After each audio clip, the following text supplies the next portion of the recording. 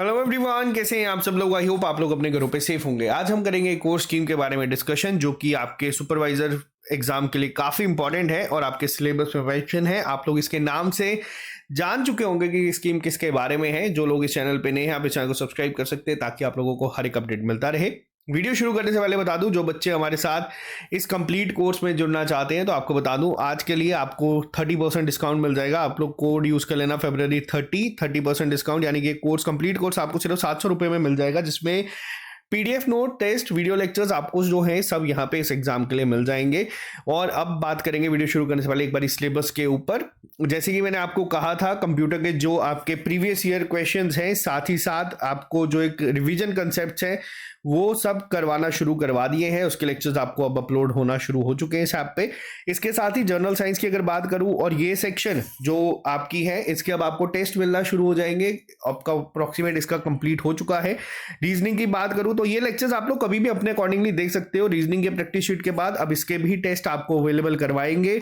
और जो हमारे लास्ट के कुछ कंपोनेंट है, जैसे कि स्पेशलाइजेशन, इसमें भी आपको एमसीक्यूज की क्लास जो है वो मिल चुकी है पहली, जिसमें आपके सारे डाउट भी क्लियर हो जाएंगे और जो भी आपको प्रॉब्लम आती है वो भी। अभी के लिए जो एक क्लासेस है सलीक सर की, उनकी मदर की थोड़ी तबीयत ठीक नहीं है, जिसकी वजह से थोड़ा डिले हो रहा है। मंडे से वो क्लासेस वापस से रिस्टोर हो जाएंगी। और आज हम बात करेंगे हमारी अगली स्कीम के बारे में, जिसमें अभी तक हम लोगों ने Ladli Beti scheme, state marriage assistance scheme, पालना स्कीम, आंगनवाड़ी सर्विसेज, प्रधानमंत्री मातृवंदना योजना, स्कीम फॉर एडोलेसेंट गर्ल्स, ये डिस्कस कर लिया है। अब हम बात करेंगे जननी सुरक्षा योजना के ऊपर। और देखो, जब आपका ये पार्ट मैंने 2 सेक्शंस में डिवाइड करा है, जब हम लोग ये सारी स्कीम्स खत्म कर देंगे, फिर इस पे शिफ्ट करने से पहले मैं आपको करवाऊंगा मिनिमम 100 से 150 एमसीक्यूज, जो कि आपके इजी, मॉडरेट, डिफिकल्ट तीनों लेवल के होंगे। और मैंने गारंटी ली है, अगर कि 10 में से 10 आप लोग पेपर में स्कोर करोगे इस सेक्शन में, तो उसमें कोई कमी नहीं आएगी।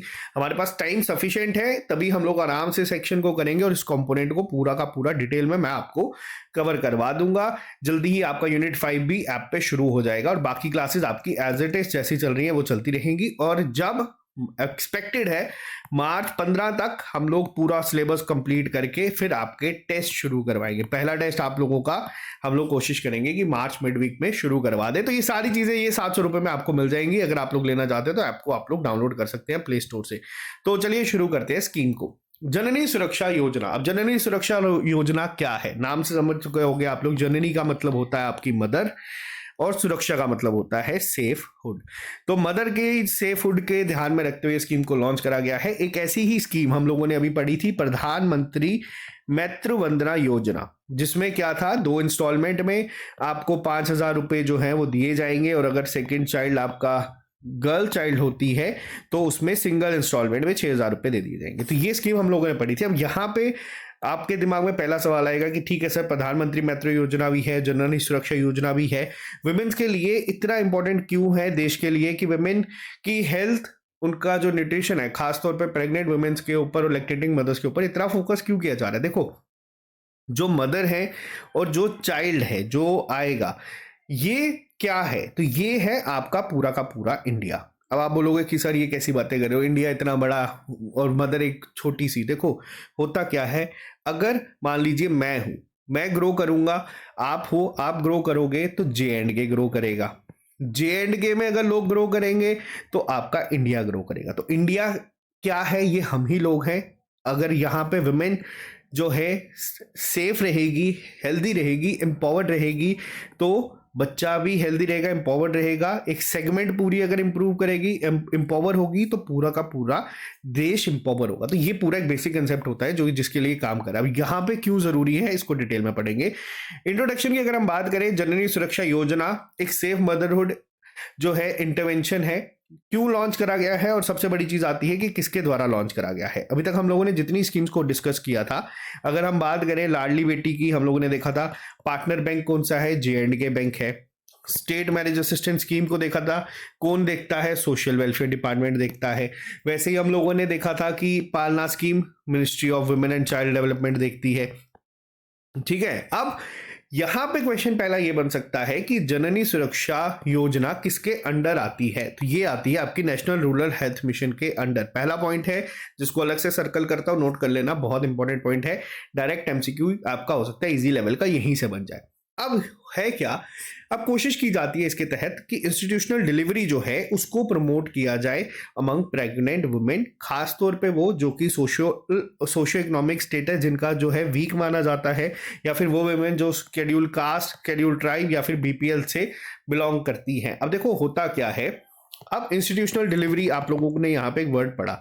इंस्टीट्यूशनल डिलीवरी क्या होता है, मान लो पहले एक ज़माने में किसी एक गांव में कोई अगर प्रेग्नेंट होती थी तो 3-4 मोहल्ले की औरतें आती थी, तो वहाँ पे वो पूरे प्रोसेस को करती थी। अगर इन केस बीच में कोई कॉम्प्लिकेशन हो जाती है या कोई प्रॉब्लम आ जाती है, तो वो ना ही सिर्फ मदर की हेल्थ और उनकी लाइफ के लिए थ्रेटनिंग होती है, बल्कि उस बच्चे के लिए भी उतनी ही जो है रिस्क रहता है उस टाइम पे। तो यहाँ पे इस प्रोसेस को कहीं ना कहीं देखो, अब जैसे चाइल्ड सेक्स रेशियो को इंप्रूव करने के लिए आप लोगों ने देखा बहुत सारी स्कीम्स लाई गई हैं, वुमेन को एम्पावर करने के लिए लाई गई हैं। अब पीएमएम जो प्रधानमंत्री मातृ वंदना योजना हम लोगों ने पढ़ी थी, उसका भी मेन ऑब्जेक्टिव क्या था कि इनके जो प्रॉपर चेकअप्स हैं वो हो, कि कोई कॉम्प्लिकेशन है तो पहले पता चल जाए, इनके एंटीनेटल चेकअप्स पे इनको पैसे मिलेंगे विमेन को। उसके अलावा यहाँ पे ये देखा गया था कि अगर कोई इशू आता है, प्रॉब्लम आती है, तो पहले ही डिटेक्ट हो जाएगी। तो उसका पूरा एक इंस्टीट्यूशनल वे में उसको किया जाएगा, जिससे कि कहीं ना कहीं जो मोर्टेलिटी रेट है, मदर मोर्टेलिटी रेट, उसको कम करने की कोशिश की जाएगी। ये मेन पर्पस था। ठीक है, स्कीम में पैसा मिलता है, वो क्यों मिलता है कि अवेयरनेस फैले, लोग इंटरेस्ट शो करें। अब यहाँ पे क्या था, इसी इंस्टीट्यूशनल डिलीवरी को प्रमोट करने के लिए कि कल को अगर कोई मान लो रूरल एरिया से आता है, बैकवर्ड एरिया से आता है, या फिर क्योंकि देखो इंडिया, आप लोग अगर आज अपने घर पे बैठ के लेक्चर देख रहे हो, मैं एक रेफरेंस के लिए बना रहा हूँ, अखंड भारत का बन गया बट अब होता क्या है, JNK में भी बहुत सारी ऐसी जगहें हैं, आपके जम्मू में भी होंगी, कश्मीर में भी होंगी, जो बहुत दूर के एरियाज में, जहां पे आज भी ये पूरा जो कंसेप्ट है यही वाला चलता आ रहा है। और कोशिश की जाएगी कि इंस्टीट्यूशनल डिलीवरी जो है उसको प्रमोट किया जाए। अब होगा क्या, यहाँ पे हम बात करेंगे, पहले तो ये स्कीम अलग तरीके से चलती थी, उसको भी डिस्कस करेंगे, लेकिन अब क्या किया गया है, स्कीम को 2 हिस्सों में या फिर जो 2 चीजों में डिवाइड कर दिया गया है। एप्लीकेबल हर एक स्टेट और हर एक यूनियन टेरिटरी में है, लेकिन इसको भी 2 में डिवाइड कर दिया गया है, जिसमें एक आपकी आती है हाई परफॉर्मिंग स्टेट्स और एक आती है लो परफॉर्मिंग स्टेट। अब LPS और HPS क्या होता है, ये बहुत इंपॉर्टेंट पॉइंट है इस पूरी स्कीम का, इसको ध्यान से समझने की कोशिश करेंगे। क्लियर है यहां तक कि स्कीम क्या है, क्यों लॉन्च करी गई है? इस स्कीम को आगे बढ़ने से पहले हम इसका थोड़ा सा बैकग्राउंड पढ़ेंगे कि बैकग्राउंड में ये चीज क्या थी और क्यों ये इतनी जरूरी है। अब देखो, जननी सुरक्षा योजना कब लॉन्च करी गई? अप्रैल 2005 में। क्लियर है ये पॉइंट? मैं आपको पहले एक बार ये स्लाइड से रीड करके पूरा समझा देता हूं, फिर मैं आपको इसको समझाऊंगा कि क्या है ये कंसेप्ट पूरा का पूरा। अब देखो, 2005 में इसको लॉन्च करा गया था, 2005 में इसको लॉन्च किया गया था और मॉडिफाई कर दिया गया था हाई परफॉर्मिंग स्टेट्स में। और जो एक पहले स्कीम चलती थी वो किस नाम से चलती थी? National maternity benefit scheme. तो देखो, मैं आपको यहाँ पे अब थोड़ा सा सिंपल वे में समझाऊंगा, फिर मैं आपको स्लाइड रीड करके बता दूंगा। तो देखो हुआ क्या, इससे पहले एक स्कीम थी जिसको कहा जाता था नेशनल मैटरनिटी बेनिफिट स्कीम। ठीक है, ये जो स्कीम थी NMBS, ये कब आई थी? ये आई थी अगस्त 1995 में। तो देखो यहाँ पे 1995 में स्कीम चली गई थी, किसके द्वारा? ये एक प्रोग्राम था जिसके अंडर ये आई थी। क्या प्रोग्राम का नाम था वो भी मैं आपको बता देता हूं, नेशनल सोशल असिस्टेंस प्रोग्राम। इसके तहत ये स्कीम आई गई थी, जो कि कौन सी मिनिस्ट्री ऑपरेट करती थी? तो ये मिनिस्ट्री जो ऑपरेट करती थी वो थी आपकी रूरल डेवलपमेंट। ठीक है, पहले क्या था, 1995 में 1995 में एक कंसेप्ट यही आया था कि अवेयरनेस होगी, प्रमोट करेंगे कि किस तरीके से चीजों को करना है। नाम क्या दिया गया था? National maternity benefit scheme. Rural development इसको कर रहा था। सब चीजें सिस्टमैटिक तरीके से ये ऑपरेट करने की कोशिश कर रहे थे, लेकिन जो स्कीम है इसको ट्रांसफर कर दिया गया था नेशनल, जो हमारे मिनिस्ट्री ऑफ रूरल डेवलपमेंट से, इसको ट्रांसफर कर दिया किसके पास? इसको ट्रांसफर कर दिया नेशनल रूरल हेल्थ मिशन के पास, जो हम लोगों ने स्टार्टिंग में देखा ना, जो करवा रहा है। या फिर अगर हम बात करें, ये किसके पास चला गया था? ये चला गया था आपका डिपार्टमेंट ऑफ, ये स्कीम ट्रांसफर की गई थी आपकी department of family and health care के पास। हेल्थ एंड फैमिली वेलफेयर यहाँ पे स्कीम को ऑपरेट कर रही थी 2001 से 2002 में। और एनएमबीएस जो था ये प्रोवाइड कर रहा था एक फाइनेंशियल असिस्टेंस। अब ये क्या करता था, ये 500 रुपये देता था। ये इस स्कीम में भी प्रेग्नेंट वुमेन्स को दिए जाते थे। कितने चाइल्ड बर्थ के लिए? जो 2 लाइव बर्थ, हम लोगों ने लाइव बर्थ को पहले भी डिस्कस करा था क्या होता है। 2 लाइव बर्थ के लिए दिए जाते थे। किनको दिए जाते थे? जो लोग बिलो पॉवर्टी लाइन थे। तो एनएमबीएस आप लोग समझ गए क्या काम करता था। एनएमबीएस क्या करता था, जो भी विमेन 19 ईयर्स से अबव थी, कंडीशन थी बीपीएल होना चाहिए 2 बर्थ तक, उनको 500 रुपए दिए जाते थे प्रेगनेंसी के टाइम पे। तो ये जो थी लाइव बर्थ के बाद ये दिया जाता था। लेकिन जब डिपार्टमेंट ऑफ फैमिली के पास ये चीज आई तो इसका नाम क्या बना दिया गया? इसका नाम बना दिया गया जननी सुरक्षा योजना। अब जननी सुरक्षा योजना ने क्या किया, ये जो लोग इसके अंडर आते थे इनको तो अपने अंडर रखा ही रखा। मतलब जो पहले एलिजिबल थे वो तो लोग इसके लिए एलिजिबल रहेंगे ही रहेंगे, जो 19 ईयर्स अबव हैं या फिर जो बिलो पॉवर्टी लाइन में आते हैं या फिर जहां पे 2 लाइव बर्थ। अब हुआ क्या, इंडिया देखो बहुत बड़ा है। मैंने आपको एक एग्जांपल दी जम्मू की, जम्मू कश्मीर की अगर बात करूं तो हो सकता है कि जम्मू में मेन सिटीज में इंस्टीट्यूशनल डिलीवरी जो है वो प्रमोट किया जाता है, लेकिन वहीं हम लोग कहीं दूर के गाँव में चले जाए वहां पर ये कंसेप्ट नहीं है। और इस तरीके से टोटल क्या किया गया, इन स्टेट्स को 2 हिस्सों में डिवाइड किया गया, 2 कैटेगरीज में डिवाइड करा गया, 2 ग्रेड्स में डिवाइड करा गया।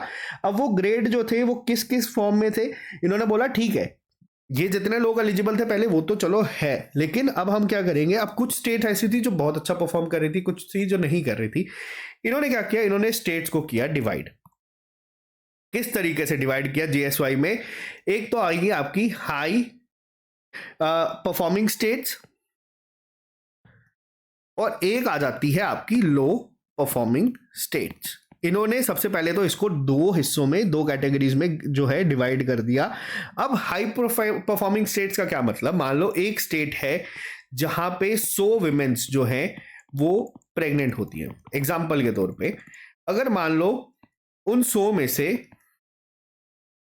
इसको आप लोग अपने कितने 8-10 बना लो, चलो मान लो इन 10 में 3 वुमेन जो है इंस्टीट्यूशनल डिलीवरी के तहत जाती हैं, यानी कि जहां पे भी आपका इंस्टीट्यूशनल डिलीवरी का जो रेशो है या रेट है 25% से ज्यादा है, वो आपकी आ जाती है हाई परफॉर्मिंग स्टेट की। ठीक है, 10 में से 3 जो हैं वो इंस्टीट्यूशनल डिलीवरी के साथ जो है चलती हैं या फिर वहां उस प्रोसेस के थ्रू जाती हैं, तो उसको किसमें कंसीडर किया गया? हाई परफॉर्मिंग स्टेट्स में। तो लो परफॉर्मिंग स्टेट ऑटोमेटिकली कौन सी थी? जहां पे जो इंस्टीट्यूशनल डिलीवरी थी वो 25% से कम थी, उनको लो परफॉर्मिंग स्टेट्स में डिवाइड किया गया और जिसमें उनको EAG भी कहा जाता है। अब मैं आपको थोड़ा सा स्लाइड पे लेके चलता हूं, यहां तक ये आई होप आपको कंसेप्ट क्लियर होगा। अभी ऊपर वाली स्लाइड को रीड करेंगे सारा क्लियर हो जाएगा।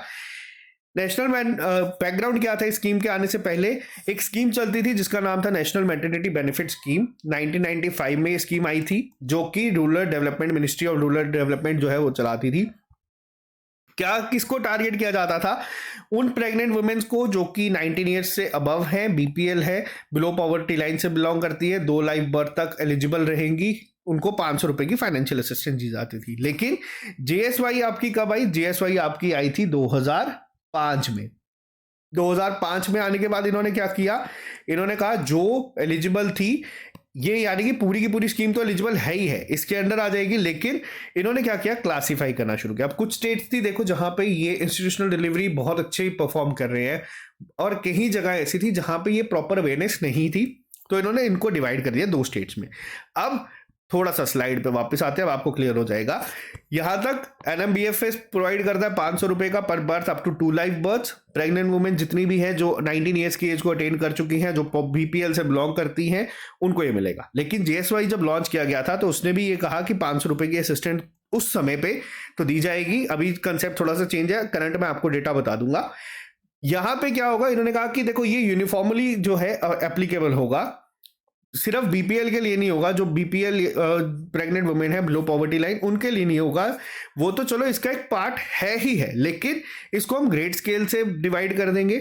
कैटेगराइज करेंगे यहाँ पे state as well as beneficiary was from rural urban area, और जो स्टेट्स लो परफॉर्मिंग स्टेट्स में और हाई परफॉर्मिंग स्टेट में डिवाइड कर देंगे। अब यहाँ पे क्या था, 25% से जहाँ पे जिनका भी कम था उनको कर दिया गया लो परफॉर्मिंग स्टेट्स, और जिनका ज्यादा था उनको कंसीडर कर दिया गया as a high performing states के फॉर्म में। अब 8 पहले जिनको AEG कहा जाता था, अब EAG है आपका एम्पावर्ड एक्शन ग्रुप। इसमें 8 स्टेट्स आती थी। अब उन 8 के नाम क्या थे, इनके नाम आपको याद रखने हैं। वो है उत्तर प्रदेश, उत्तराखंड, मध्य प्रदेश, छत्तीसगढ़, बिहार, झारखंड, राजस्थान, ओडिशा।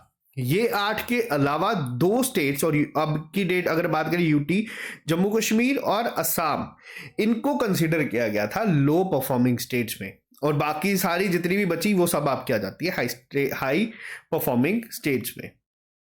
ठीक है, तो अब यहाँ पे पहला पॉइंट क्लियर है कि लो परफॉर्मिंग स्टेट्स कितनी है और हाई परफॉर्मिंग स्टेट्स कितनी है। टोटल लो परफॉर्मिंग स्टेट्स UTs आपके मिला के ये जो थी वो 10 थी। जम्मू कश्मीर को नाम याद रख लेना, क्योंकि JNK का एग्जाम है तो पूछा जा सकता है, ये लो परफॉर्मिंग में ही आती है। और चाइल्ड सेक्स रेशियो की बात करें तो हमारा जो फीमेल चाइल्ड सेक्स रेशियो है वो इंडिया की एवरेज से भी कम है, तो जिसको लेके लाडली बेटी स्कीम वगैरह लॉन्च करी गई। यहां तक बैकग्राउंड क्लियर है। अब थोड़ी सी और बात करते हैं कि ये तो ठीक है, ये सब चीजें आई कब बात करी, अब जरूरी क्यों है। देखो 56 वुमेन की अगर हम बात करें जो हर साल अप्रोक्सीमेट 56,000 से 60,000 के बीच में वुमेन जो है प्रेगनेंसी के दौरान जो कॉम्प्लिकेशंस आती हैं उस दौरान वो मर जाती है, जिसके लिए ये स्कीम जो है वो लॉन्च करी गई है। और इसके अलावा अगर हम बात करें 13 लाख के करीब इन्फेंट्स जो है, यानी कि जो नवजात बच्चे होते हैं वो मर जाते हैं with in 1 year of birth, यानी कि डिलीवरी वगैरह सक्सेसफुल होने के बावजूद 1 साल के अंदर अंदर वो यहाँ पे मर जाते हैं। और अप्रोक्सीमेट 2/3 जो यहाँ पे है वो पहले 4 हफ्ते में ही जो है लाइफ जो उनकी जिंदगी की होती है उसमें ही ये चीज हो जाती है। और अप्रोक्सीमेट ये कहा जाता है कि 75% जो डेथ है वो within a week of the birth जो है यहाँ पे हो जाती है, और जो मेजॉरिटी, इसमें भी मेजॉरिटी है, वो पहले 2 दिन में ही हो जाती है।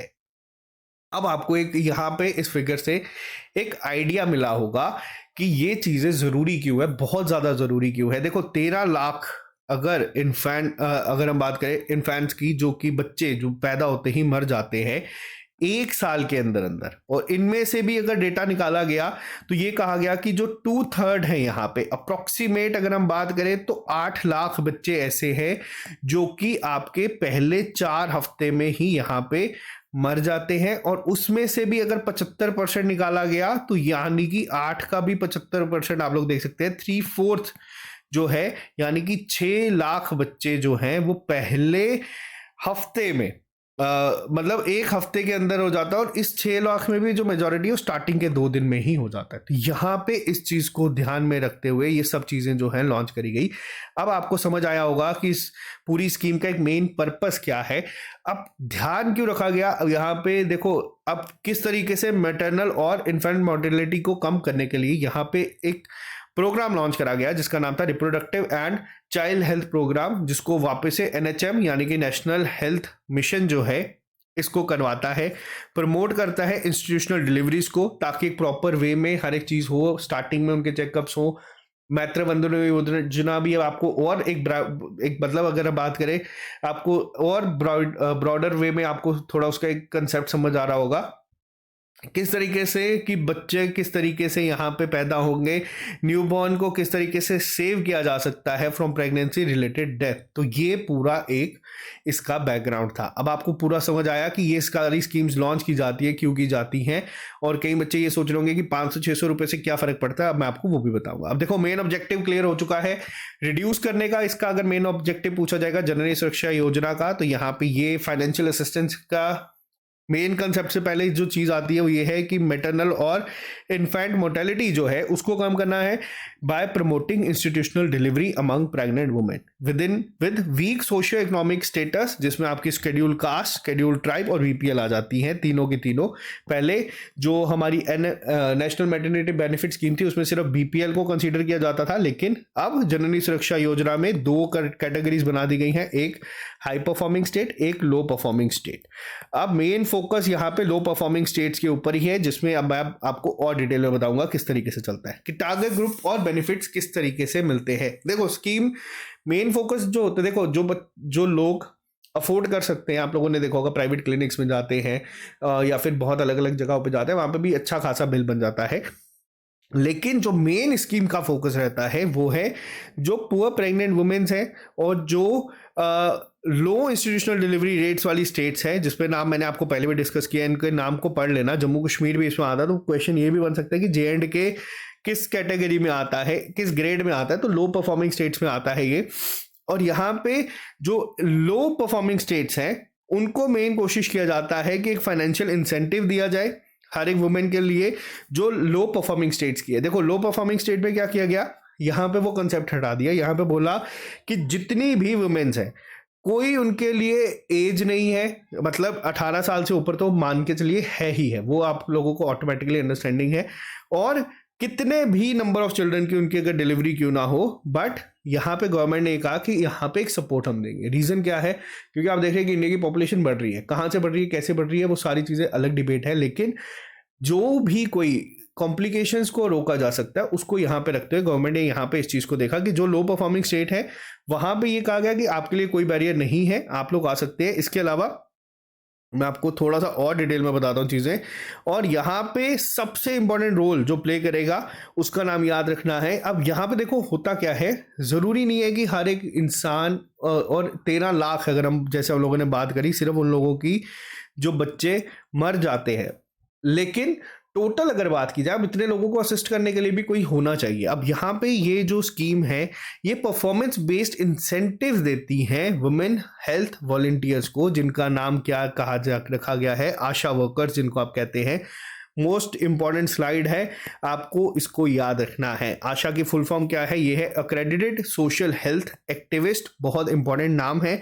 अब ये क्या करती है, ये बेसिकली इनका काम होता है, ये प्रमोट करती है इंस्टीट्यूशनल डिलीवरी को अमंग प्रेग्नेंट वुमेन्स, और साथ ही साथ इस इनिशिएटिव के तहत जितनी भी एलिजिबल प्रेग्नेंट वुमेन्स होती है जो JSY के लिए, उनको डायरेक्ट बैंक अकाउंट्स में ही वही डायरेक्ट बेनिफिट ट्रांसफर उनको भी जो है जो हो जाता है, और कैश इंटाइटलमेंट जो है अलग अलग केसेस में दी जाती है, वो मैं आपको बताऊंगा। आशा वर्कर्स का क्या काम होता है आपको भी याद रखना है, और इसकी फुल फॉर्म तो आपको सबसे पहले पता होनी ही चाहिए, ये आपको डायरेक्ट पूछा जा सकता है, क्योंकि इस पूरी स्कीम को रन करने के लिए जैसे हम लोगों ने देखा था ना, मॉनिटरिंग स्कीम्स किस तरीके से कौन फॉलो करता है, इसमें सबसे मेजर रोल आता है आपका आशा वर्कर्स का ही। अब एलिजिबिलिटी फॉर कैश किस तरीके से है, देखो जो सबसे पहले तो आ गई आपकी लो performing states. Low performing states में सारी प्रेग्नेंट वुमेन्स जो कि गवर्नमेंट हेल्थ सेंटर्स में, अब यहाँ पे एक कंडीशन याद रखना, जो कि गवर्नमेंट हेल्थ सेंटर्स में जाती हैं या फिर सब सेंटर्स में जाती है, प्राइमरी हेल्थ सेंटर्स में जाती है, कम्युनिटी हेल्थ सेंटर्स में जाती है, फर्स्ट रेफरल यूनिट्स या फिर जनरल वार्ड्स ऑफ डिस्ट्रिक्ट और स्टेट हॉस्पिटल, ये सब इसके लिए एलिजिबल हैं। प्राइवेट के लिए अगर कोई मान लो जाता है और अगर वो जनरली सुरक्षा योजना में अपने आप को एनरोल करता है, गवर्नमेंट सिर्फ 500 रुपये देगी, उसके बाद का सारा आपको खुद ही पे करना पड़ेगा वहां पे जितना भी बिल आएगा। तो LPS में अगर लो परफॉर्मिंग स्टेट्स में सारी वुमेन्स जो है एलिजिबल होती है, वो इन सेंटर्स में जाके करवा सकती हैं। हाई परफॉर्मिंग स्टेट्स में क्या है, हाई परफॉर्मिंग स्टेट्स में below poverty line, scheduled caste, scheduled tribes और women delivering in a government health centre such as, जो हम लोगों ने पहले डिस्कस करे, वो इसके लिए एलिजिबल होती हैं। पहला कंसेप्ट क्लियर है, हाई परफॉर्मिंग और लो में क्या फर्क है। लो में सारी वुमेन्स जो है प्रेग्नेंट वुमेन्स एलिजिबल होती हैं, बट हाई परफॉर्मिंग में एक अलग से क्राइटेरिया है इनका, और जो वुमेन जर्नल वार्ड्स में होती हैं। इसके अलावा एक जर्नलाइज आता है जो एक्रेडिटेड प्राइवेट इंस्टीट्यूशन में आती है, दोनों में। तो ये कुछ स्पेसिफिकली क्या होते हैं, अलग से प्राइवेट इंस्टीट्यूशन होते हैं जो स्कीम्स के साथ एनरोल्ड होते हैं, तो वो जो अलग अलग दोनों केसेस में इसमें अपने आप को करवा सकती है। ये आ गया पहला। अब कैश इंटाइटलमेंट किस तरीके से मिलता है, थोड़ा सा आप उसको पढ़ेंगे। मैंने आपको बताया रूरल एरिया में अलग है, अर्बन एरिया में अलग है। पहला, लो परफॉर्मिंग स्टेट्स की अगर बात करें, मदर को मिलते हैं टोटल 1400। अब ये अमाउंट याद रखना यहाँ पे ये चेंजेस हुए थे। पहले 500 रुपए का कंसेप्ट था, वो हट चुका है, अब चेंज हुआ है। पहले एनएमबीएस में 500 था, अब चेंज हुआ है। रूरल एरिया में अगर कोई लो परफॉर्मिंग स्टेट की मदर अपने आप को एनरोल करवाती है तो उसको 1400 रुपए मिलेंगे, और आशा वर्कर्स जो हैं उनको 600 रुपए मिलेंगे, यानी कि टोटल 2000 रुपए का जो यहाँ पे आता है पहला कंसेप्ट। इसके अलावा अर्बन एरियाज में ही सेम 1000 रुपए और 400 रुपए, यानी कि टोटल अमाउंट आती है आपकी 1400 रुपए। और अगर हाई परफॉर्मिंग स्टेट्स में ये इसका ऑलमोस्ट 50% पहले केस में हो जाता है। आशा वर्कर्स का पैकेज सेम रहता है दोनों केसेस में। अर्बन में अब ये एमसीक्यू आपको यहाँ पे यही बन सकता है कि अर्बन एरिया में आशा वर्कर्स को क्या मिलते हैं पैसे और मदर्स को किस तरीके से मिलते हैं, तो ये अमाउंट आपको याद रखनी है। अब आशा पैकेज जो होता है 600 रुपए का, रूरल एरियाज में वहां पे 300 रुपए का आपका एएनसी कंपोनेंट भी जो है कंसिडर किया जाता है, और 300 जो मिलता है वो उनको मिलता है वो जो इंस्टीट्यूशनल डिलीवरी में फैसिलिटेट करती हैं तब। क्लियर है यहाँ पे? तो ये पहला पॉइंट आ गया, यहाँ पे इतना क्लियर है। और एएनसी होता है आपका एंटीनेटल चेकअप्स के बारे में। 300 रुपए तब मिल जाते हैं जब वो किसी को एनरोल करवा के उसके चेकअप्स में हेल्प करती है, और 300 मिलते हैं जब वो पूरा इंस्टीट्यूशनल डिलीवरी के बाद। और अर्बन एरिया में 400 रुपए मिलते हैं। अब आप लोग सोचेंगे कि अर्बन में ज़्यादा मिलने चाहिए, आमतौर पे जो आप रेट देखते हैं वो अर्बन में ज़्यादा होता है रूरल के कंपैरिजन में, बट ये मेन स्कीम का जो मेन टारगेट है वो ये है कि ये जो लो परफॉर्मिंग स्टेट्स हैं इनसे किस तरीके से इनको किस तरीके से करवाया जाए। और जो अवेयरनेस है, मेन टारगेट यहाँ पे पैसे बांटने का नहीं है, मेन टारगेट है अवेयरनेस का, वो है लो परफॉर्मिंग स्टेट में। तभी आप लोग देखेंगे कि अमाउंट ज़्यादा है। पेपर में कई बार बच्चा ही कंफ्यूज हो जाता है कि यार अर्बन में ज़्यादा मिलता होगा तो ज़्यादा मार्क करेंगे, बट इसको ध्यान में रखना।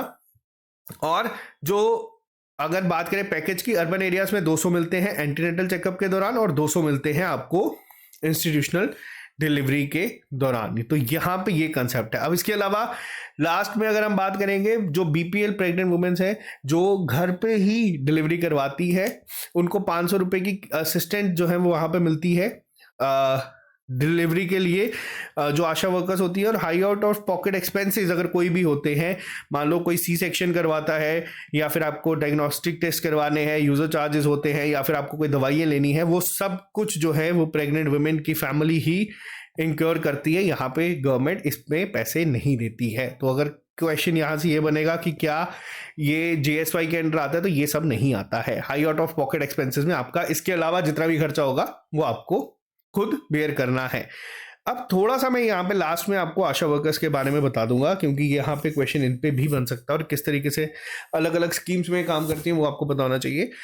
आशा बेसिकली होता क्या है, ये है एक्रीडेटेड सोशल हेल्थ एक्टिविस्ट, जो कि एक trend female community health activist होती है। बहुत सारे यहाँ पे जो है इस समय ऑलरेडी हैं। ये सिलेक्ट की जाती है कम्युनिटी से के द्वारा, खुद ही अकाउंटेबल होती है जो, और इनको प्रॉपर ट्रेन किया जाता है और कोशिश की जाती है। देखो, जब भी कोई स्कीम होती है ग्राउंड रियलिटी भी तब काम करती है जब वहाँ से ग्राउंड से ही लोग उसमें जुड़ेंगे। अब मान लीजिए आपके घर के पास ही कोई एक आशा वर्कर है, वो उस पूरे एरिया के 10 लोगों को जानती है। वो वहाँ पे पहले तो आपकी स्कीम को प्रमोट करेगी, उससे अगर उसको कुछ फ़ायदा होगा तो वो और अच्छे से कोशिश करेगी कि हाँ, हर एक घर से जो भी प्रेग्नेंट वुमेन है वो पहले जाके अपना एंटीनेटल चेकअप करवाए, फिर इंस्टीट्यूशनल डिलीवरी के तहत करवाए, ताकि इसको भी फ़ायदा हो और इनडायरेक्टली इनको भी फ़ायदा ही होगा। तो ये मेन पर्पस रहता है। और यहाँ पे इनके जो टास्क हैं वो मिक्स रहते हैं, फिक्स नहीं रहते हैं। जैसे आप इनको हेल्थ केयर सर्विसेज देनी होती है, अवेयरनेस प्रोवाइड करवानी होती है हेल्थ केयर को लेके, और खास तौर पे मेन टारगेट रहता है जो पुअर और मार्जिनलाइज सेक्टर से बिलोंग करते हैं उन तक ये चीज़ें पहुंचाई। और यहाँ पे पूरा इनको ट्रेनिंग दी जाती है, कंपेटेबल बनाया जाता है, इनको पूरी स्किल्स इनके अंदर डेवलप की जाती हैं। तो यहाँ पे ये इस पर्टिकुलर स्कीम की अगर बात करी जाए तो ये कहीं ना कहीं स्कीम की एक बैकबोन की तरह काम करती हैं। नेक्स्ट पे आते हैं, कुछ रोल्स हैं जो मैंने अलग से डिफाइन कर दिए हैं, जो आप लोग देख सकते हैं, इसको रीड कर सकते हैं। इस पे क्वेश्चन नहीं आएगा, बट आपको पता होना चाहिए कि क्या क्या काम होते हैं। अब इनका काम पहला रहता है कि आइडेंटिफाई करना है कि कौन सी प्रेग्नेंट वुमेन है जो बेनिफिशियरी बन सकती है स्कीम का, और उसको रिपोर्ट करवाना है ताकि वो रजिस्ट्रेशन करवा सके अपने एंटीनेटल चेकअप को लेके। इसके बाद प्रेग्नेंट वुमेन को यहाँ पे जो भी सर्टिफिकेशन नेसेसरी होती है, जो भी टेस्ट होते हैं, उसके लिए इनको तैयार करवाना होता है। उसके बाद हेल्प करनी है वुमेन की जो कि लास्ट 3 एंटीनेटल चेकअप्स होते हैं, जिसमें टीटी इंजेक्शंस लगते हैं। IFA कमेंट बॉक्स में मेरे को फुल फॉर्म लिख के बताना, मैंने कल आपको पढ़ाया है इसके बारे में। ये टेबलेट्स प्रोवाइड करने की किस तरीके से गवर्नमेंट जो हेल्थ सेंटर्स हैं वो काम करते हैं, प्राइवेट हेल्थ इंस्टीट्यूशन किस तरीके से यहाँ पे कर सकते हैं, रेफर कर सकते हैं, यहाँ पे कंसल्ट कर सकते हैं इंस्टीट्यूशन डिलीवरी के लिए। और इसके अलावा बहुत सारे फैक्टर्स हैं ये जो आप लोग देख सकते हैं कि मैंने आपको बताया था ना कि स्टार्टिंग में ही 1 साल के अंदर अंदर कितनी चीज़ें जो है वो हो जाती है। यहाँ पे क्या होता है, ये इम्यूनाइज करते हैं न्यूबॉर्न को 14 हफ्तों तक at the age of 14 weeks. इसके अलावा कोई भी अगर पैदा होता है या कोई बच्चा मर जाता है तो उसको जो है इन्फॉर्म करते हैं, पूरा डेटा जो है वो चाहता है। पोस्ट नेटल विजिट जो होती है 7 दिन तक डिलीवरी के बाद, ताकि मदर की हेल्थ जो है किस तरीके से है ये करती हैं वहाँ पे जाके। इसके अलावा बहुत सारी फैक्टर्स यहाँ पे आप लोग देख सकते हैं कि ब्रेस्ट फीडिंग किस तरीके से करवानी है, बहुत बहुत सारे जो पॉइंट्स हैं ये किए जाते हैं। वर्क ऑफ आशा और any link worker associated with yojana would be assessed based on the number of pregnant women she has been able to motivate to deliver in health institution and number of women he has escorted to the health institution. तो यहाँ पे इस चीज़ का भी ध्यान रखा जाता है। तो इन शॉर्ट ये थी आपकी पूरी स्कीम। आई होप आपको ये कंसेप्ट समझ आ गया होगा। इसमें डायरेक्ट कुछ एमसीक्यूज बन सकते हैं जिसको मैंने आपको बता दिया, कुछ पुराने क्वेश्चंस भी बन सकते हैं। आई होप आपको आज का ये लेक्चर समझ आ गया होगा, और जो लोग भी इसका PDF चाहते हैं या फिर इसमें सारे डिटेल में लेक्चर चाहते हैं वो इस कोर्स को ज्वाइन कर सकते हैं, ये आपको हमारी ऐप पे मिल जाएगा। तो आज के लिए सिर्फ इतना ही, मिलते हैं आप लोगों से जल्दी नए लेक्चर के साथ। अभी के लिए दीजिए इजाजत। Have a nice day, bye, take care, all the very best, see you soon with another scheme.